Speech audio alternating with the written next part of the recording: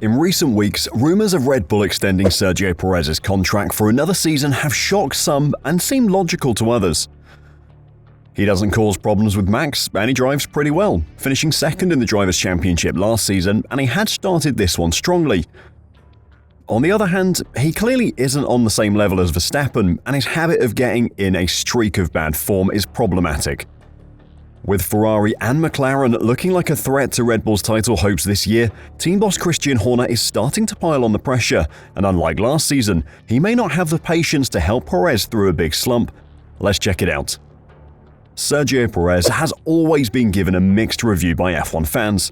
Last season, he started off as a challenger to Verstappen for the Drivers' Championship, sharing the race wins for the opening 4 races. However, in Miami, Max drove a spectacular race to reel in his teammate from 9th on the grid, and after that, Perez's season fell to pieces. His performances became inconsistent. One week he'd look like a comfortable podium finisher in the most dominant F1 car ever created. The following race, though, he would look like he was driving the wrong Red Bull, as if someone had accidentally reskinned a Racing Bulls car for him. The performance difference between Checo and Verstappen was so vast that despite the Mexican having a contract for 2024 with Red Bull, there was some expectation that he would be let go by the team over the winter and swap with Daniel Ricciardo. That obviously didn't happen, and Red Bull are probably glad they didn't make that decision now. Throughout 2023, Christian Horner was mostly supportive of Checo, saying he had faith in his driver to get out of this slump, and for the first few races of 2024, it looked like that faith had been rewarded. 4 podium finishes in 5 races was a strong start for Checo and put him comfortably in second place in the Drivers' Championship, exactly where Red Bull wanted him. But then came Miami. Upgrades for McLaren and Ferrari and a dip in form almost identical to the one last year. With things looking down for Sergio, Christian Horner has admitted that Red Bull needs Sergio Perez to rediscover his best form amid the looming threat being posed to the world champions by Ferrari and McLaren. Perez endured what his team boss described as a brutal Monaco Grand Prix weekend after the Mexican driver qualified only 16th after traffic problems in Q1 and then had a huge accident on the first lap of the race in an incident with Kevin Magnussen. At least this year, his incident with K-Mag wasn't his fault, though he could easily have done more to avoid it. A poor Monaco performance followed a week on from a difficult Imola for Perez, where he qualified only 11th and finished 8th. While Charles Leclerc's win in Monaco has trimmed Max Verstappen's World Championship lead to 31 points, Perez has dropped to 5th in the Drivers' Championship, behind both Ferrari drivers and McLaren's Lando Norris. Red Bull's lead over Ferrari at the top of the Constructors' Championship is down to 24 points, with 8 rounds of the 24-race campaign completed.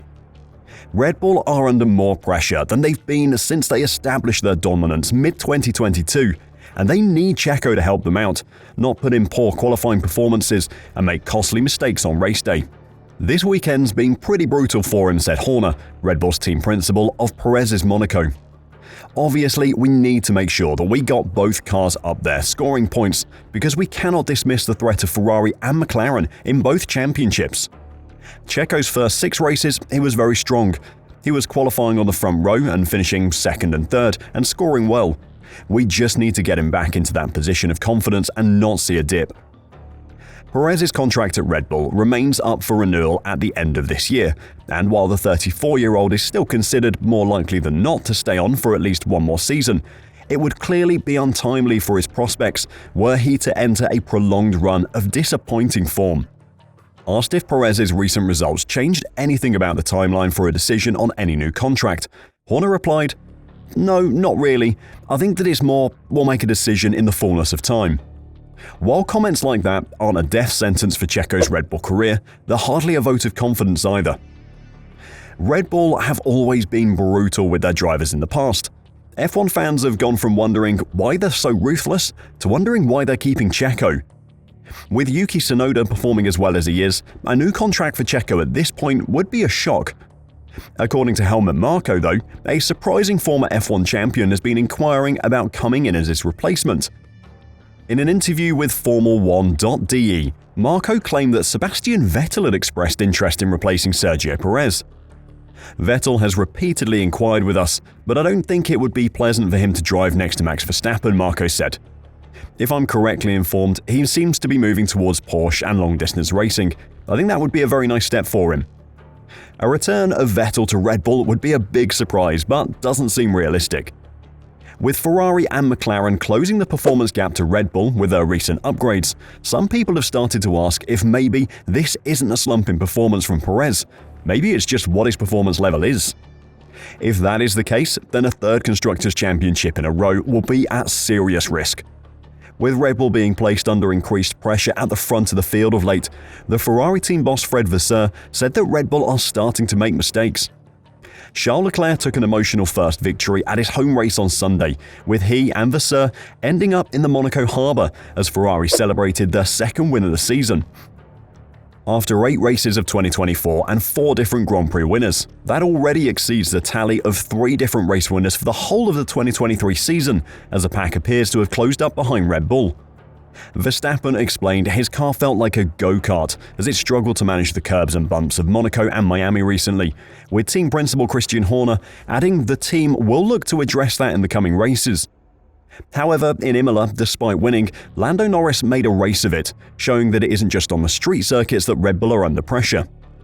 While Vasseur was keen to play down expectations of Ferrari after their victory over the weekend, he pointed out that the reigning world champions' recent errors. "No, I don't want to draw any conclusions on this weekend," Vasseur said, when asked about whether Ferrari would be able to put pressure on Red Bull following their win in Monaco. "But if you have a look on the last 2 weekends, I think Max has made more mistakes in Imola or went out more in Imola than over the last 3 seasons." Pressure will generate mistakes.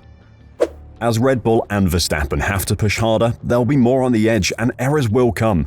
And at the next round in Montreal, they'll face similar issues to those in Monaco.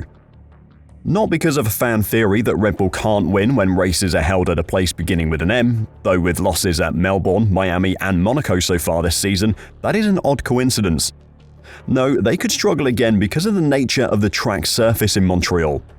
Though the layout of the circuit is more similar to a traditional racetrack, it is still a street circuit, being used as a public park throughout the year. Vasseur explained that while the track holds very different features to Monaco in the way it's laid out, it does share some similarities with the things that Red Bull struggled with in Monaco.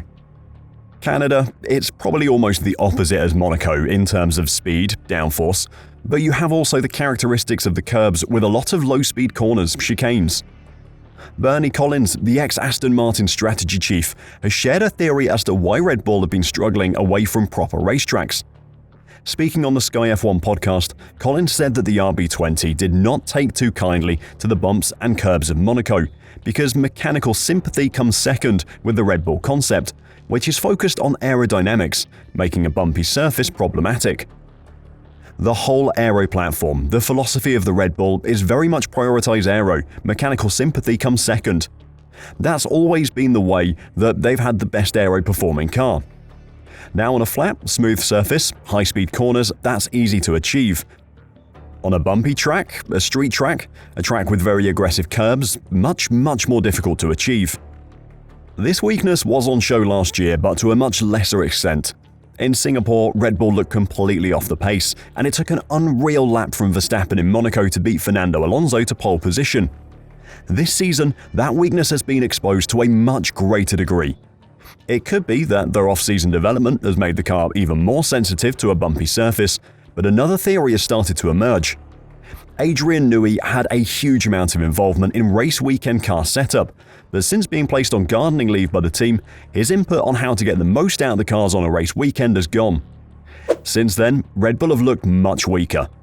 Perhaps with him gone from the F1 team, Red Bull aren't able to get the car into a comfortable driving window, making it too difficult for Checo to handle and pushing Verstappen to the edge of his skills. But what do you think? Is Checo's poor performance in the last 2 races a cause for concern for Red Bull?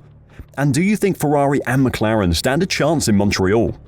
Let me know your thoughts in the comments down below, and until next time, drive safe and bye for now.